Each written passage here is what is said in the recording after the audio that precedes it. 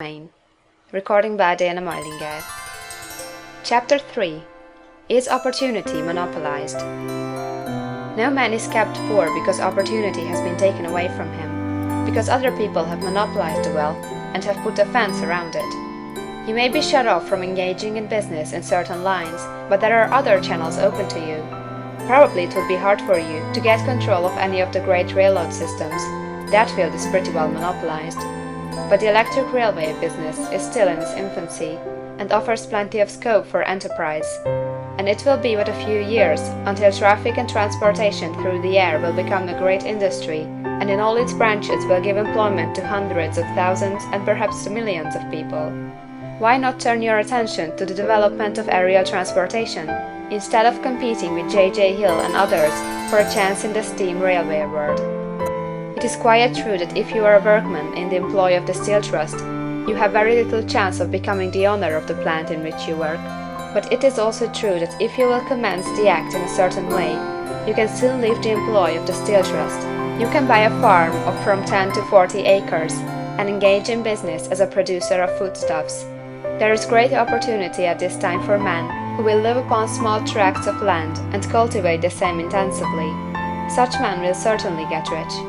You may say that it is impossible for you to get the land, but I am going to prove to you that it is not impossible, and that you can certainly get a farm if you will go to work in a certain way. At different periods, the tide of opportunity sets in different directions, according to the needs of the whole, and the particular state of social evolution which has been reached. At present, in America, it is setting toward agriculture and the allied industries and professions. Today, opportunity is open before the factory worker in his line.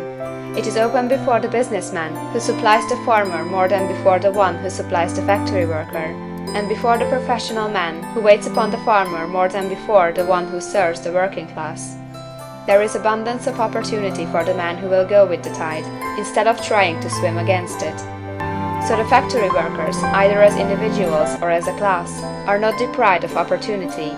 The workers are not being kept down by their masters. They are not being ground by the trusts and combinations of capital. As a class, they are where they are because they do not do things in a certain way. If the workers of America chose to do so, they could follow the example of their brothers in Belgium and other countries, and establish great department stores and cooperative industries. They could elect men of their own class to office, and pass laws favoring the development of such cooperative industries, and in a few years they could take peaceable possession of the industrial field. The working class may become the master class whenever they will begin to do things in a certain way. The law of wealth is the same for them as it is for all others.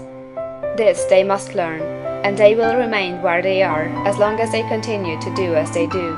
The individual worker, however, is not held down by the ignorance or the mental slothfulness of his class. He can follow the tide of opportunity to riches, and this book will tell them how. No one is kept in poverty by a shortness in the supply of riches.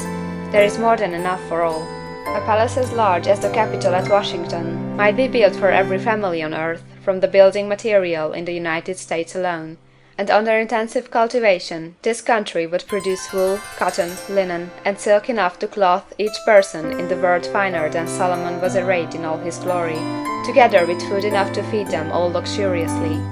The visible supply is practically inexhaustible, and the invisible supply really is inexhaustible. Everything you see on earth is made from one original substance, out of which all things proceed. New forms are constantly being made, and older ones are dissolving, but all are shapes assumed by one thing.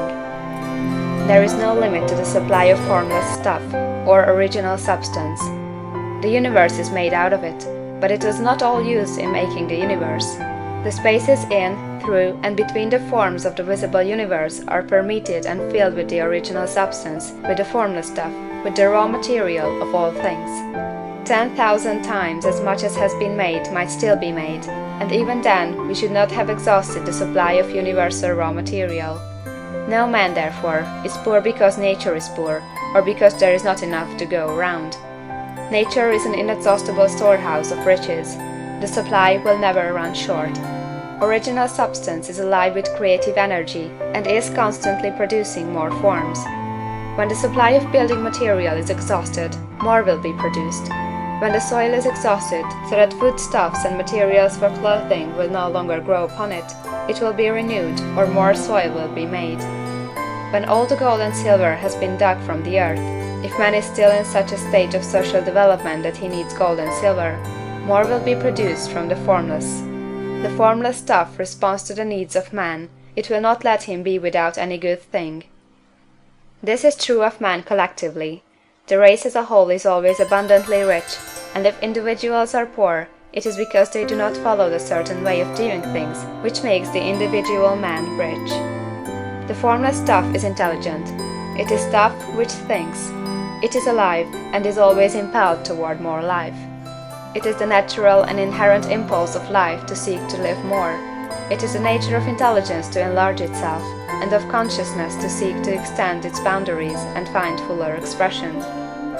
The universe of forms has been made by formless living substance, throwing itself into form in order to express itself more fully. The universe is a great living presence, always moving inherently toward more life and fuller functioning.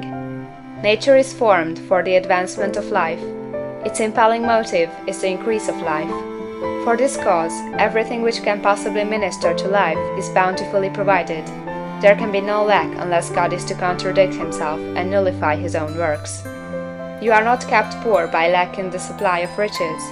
It is a fact that I shall demonstrate a little farther on, that even the resources of the formless supply are at the command of the man or woman who will act and think in a certain way. End of chapter 3.